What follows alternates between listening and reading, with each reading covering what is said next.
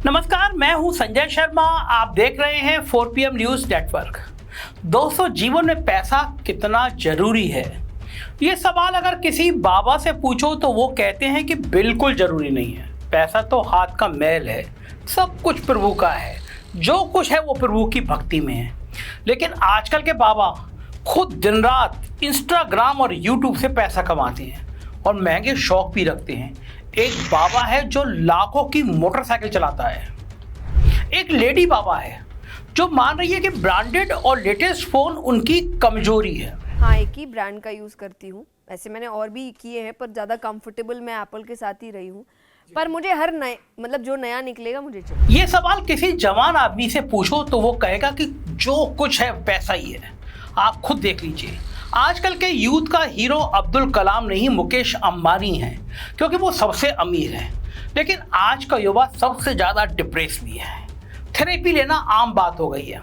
तो फिर पैसा कितना ज़रूरी है, ये सवाल किसी बुजुर्ग आदमी से पूछिए, वो कहेगा इससे दवाई खरीद सकता हूँ मगर सेहत नहीं। लेकिन यही सवाल किसी गरीब से पूछिए जिसके घर में बच्चे भूख के मारे रोते हैं, तो वो कहेगा पैसा ही सब कुछ है।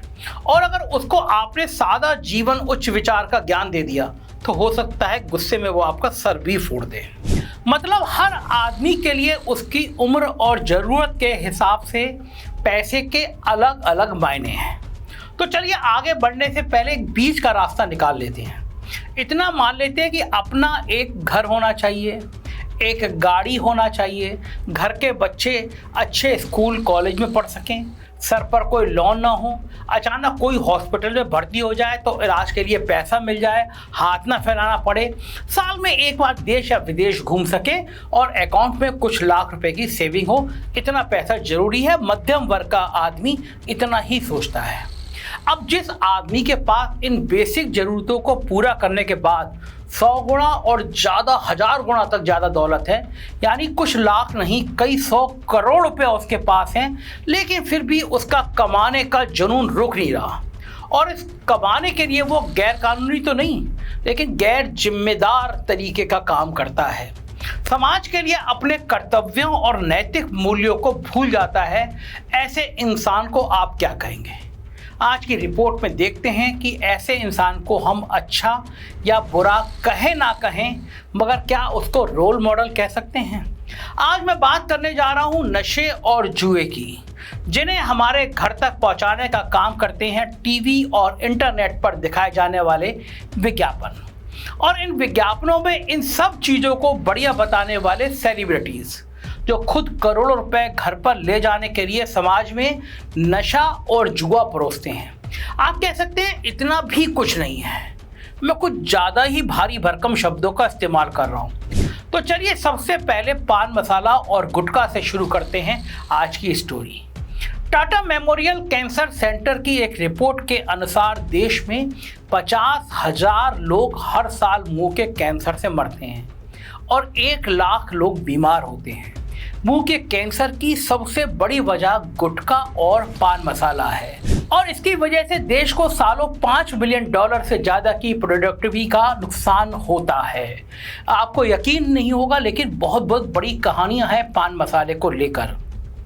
उत्तर प्रदेश में जब कोरोना की लहर आई थी, केवल 50 केस निकलते थे, तो उत्तर प्रदेश सरकार ने रोक लगा दी थी। कहा था कि थूकने से कोरोना फैलता है। वर्ल्ड हेल्थ सेंटर की रिपोर्ट थी, WHO की रिपोर्ट थी। लेकिन जब हजारों केस निकलने लगे, WHO की रिपोर्ट के बाद तहलका मचने लगा, तो अचानक एक दिन पान मसाला को अनुमति दे दी गई कि आप पान मसाला बना सकते हैं, बेच सकते हैं। मैं हैरान कि हजारों केस निकल रहे हैं, लोग मर रहे हैं। मैंने सरकार को नोटिस दिया, उनके संज्ञान में लाए, लेकिन कोई बात नहीं हुई। तब मैंने हाईकोर्ट में एक जनहित याचिका दायर करी और मैंने कहा कि WHO की रिपोर्ट है, थूकने से कैंसर फैलता है। जब 50 केस थे तो सरकार ने रोक लगा दी और जब 50,000 केस रोज निकल रहे हैं तो अनुमति दे दी। क्या पान मसाला खाना इतना ज़रूरी है कि हम कोरोना को समाज में फैलने दें? लोग तड़प तड़प कर मर रहे थे, जगह नहीं थी लाशें दफनाने की। मैंने इतना ख़राब दौर नहीं देखा।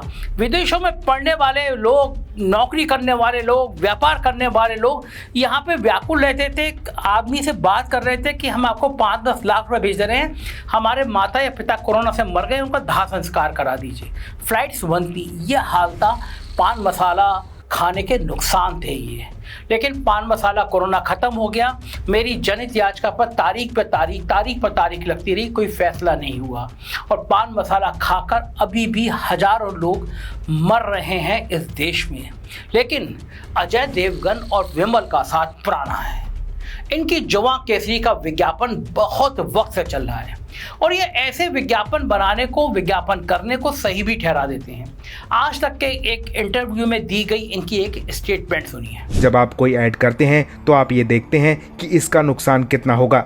मैं खुद के लिए यही कहूँगा कि मैं इलायची का ऐड करता हूँ। मैं मानता हूँ कि दिक्कत विज्ञापनों में नहीं है। अगर कोई चीज़ इतनी गलत है तो फिर वो बिकनी ही नहीं चाहिए। अजय देवगन स्टेटमेंट में 3 बातें कहते हैं। नंबर 1, ये उनका व्यक्तिगत फैसला है। ये बिल्कुल गलत तर्क है, क्योंकि किसी विज्ञापन करने का मतलब ही ये होता है कि आप सारी दुनिया को कहते हैं कि ये एक अच्छी चीज़ है, मैं भी इस्तेमाल करता हूँ, आप भी करिए। व्यक्तिगत होता तो अकेले में अपनी जवान को केसरी करते, जैसे अकेले में ये एक सिगरेट बुझते ही दूसरी जला लेते हैं। फिर उन्होंने कहा कि मैं तो इलायची का विज्ञापन करता हूँ। ये तो सच है कि टीवी के पर्दे पर इलायची लिखा आता है, मगर जरा कोई अजय देवगन से पूछे कि भला कौन सी इलायची खाने से जवान केसरी होती है? वो सिर्फ तंबाकू भरा पान मसाला खाने से ही होती है, जो विमल का असली व्यापार है। कानून की भाषा में इसे सरोगेट एडवर्टाइजिंग कहा जाता है। सीधे तौर पर पान मसाले का विज्ञापन नहीं किया जा सकता, इसलिए ब्रांड, कलर, पैकेजिंग सब कुछ वैसा ही रखकर यह दिखाने की कोशिश की जाती है कि कुछ और बेचा जा रहा है। अगर सच में इलायची बेची जाती तो वो पान की दुकानों पर उतने ही आराम से मिलती जितना विमल पान मसाला। तीसरी बात जो अजय देवगन ने कही कि जब कोई चीज़ इतनी हानिकारक है तो बिकती ही क्यों है? ठीक बात है, नहीं बिकनी चाहिए, लेकिन अगर बिक रही है तो आप सिर्फ पैसे के लिए उसकी बिक्री क्यों बढ़ा रहे हैं? इनके पास पैसे की कोई कमी तो है नहीं। खुद का प्लेन है इनके पास, महंगी महंगी गाड़ियां हैं इनके पास। अगर अजय देवगन ये मुहिम चलाते कि पान मसाला नहीं बिकना चाहिए तो वो समाज के लिए अच्छा काम होता, उसके लिए उन्हें पद्मश्री मिलता। रुकिए, इन्हें तो पद्मश्री मिला हुआ ही है, और वो सिर्फ इन्हें ही नहीं, शाहरुख खान और अक्षय कुमार भी पद्मश्री से नवाजे जा चुके हैं। कितना दुर्भाग्यपूर्ण है कि देश के 3-3 पद्मश्री मिलकर पान मसाला बेच रहे हैं, जिससे लाखों लोग मर रहे हैं, उनके पास दवा के पैसे नहीं हैं, तड़प तड़प के मर रहे हैं, मुंह का कैंसर हो जा रहा है। इन तीनों को फिल्मों में योगदान के लिए पद्मश्री मिला।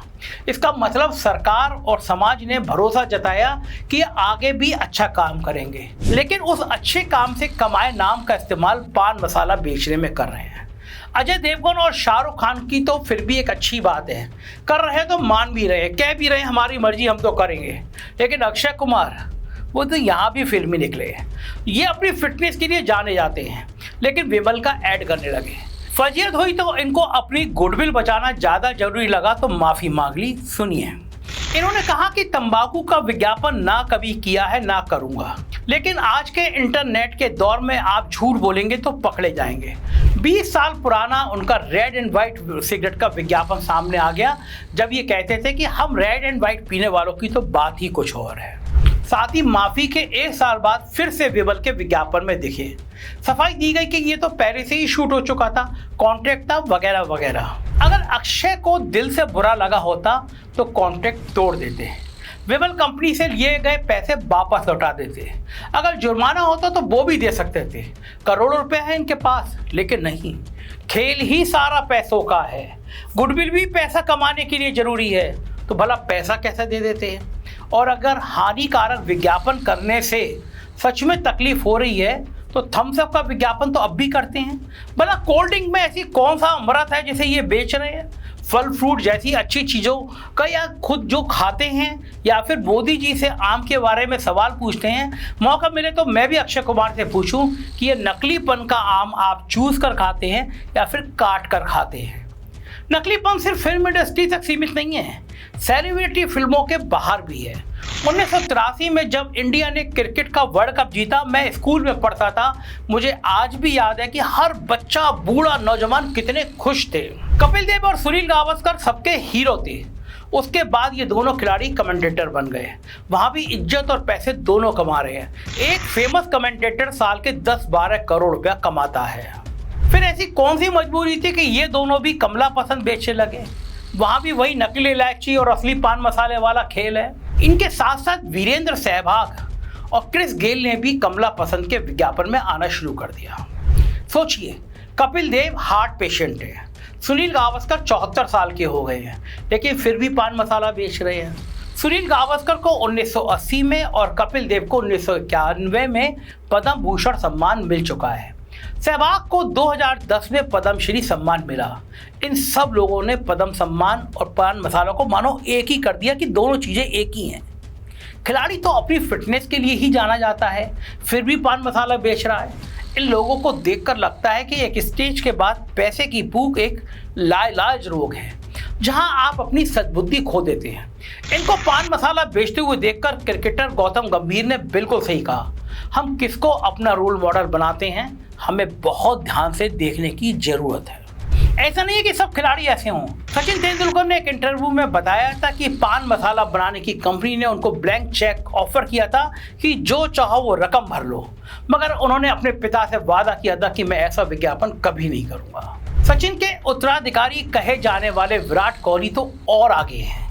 2017 के बाद से इन्होंने कोल्ड ड्रिंक तक का विज्ञापन करना बंद कर दिया। इनका कहना है, जो चीज़ मैं खुद इस्तेमाल नहीं करता वो औरों को करने को बिल्कुल नहीं कहूँगा। मतलब इनके जैसे कुछ लोग हैं जो सिर्फ पैसे के लिए समाज में जहर नहीं बेचने का अच्छा फैसला कर चुके हैं। अब दूसरे जहर की बात करते हैं, वो है जुआ, जिसे फैंसी भाषा में ऑनलाइन गेमिंग कहा जाता है। लेकिन ये गेमिंग नहीं, गैम्बलिंग है। हमारे देश का सबसे पॉपुलर खेल क्रिकेट है और क्रिकेट में ऑनलाइन गेमिंग की सबसे बड़ी ऐप है ड्रीम 11।